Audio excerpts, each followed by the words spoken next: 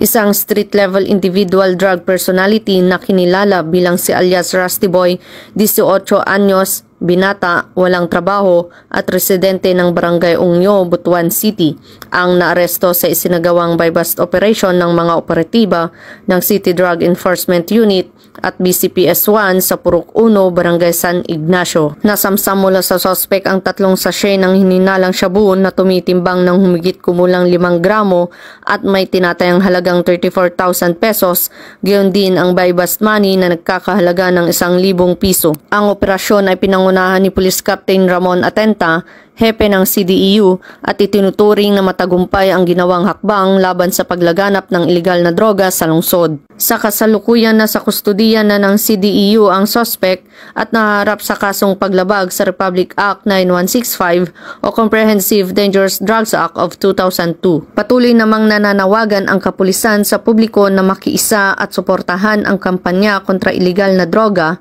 at agad na iulat sa mga otoridad ang anumang kahina-hinalang aktibidad sa kanilang mga lugar.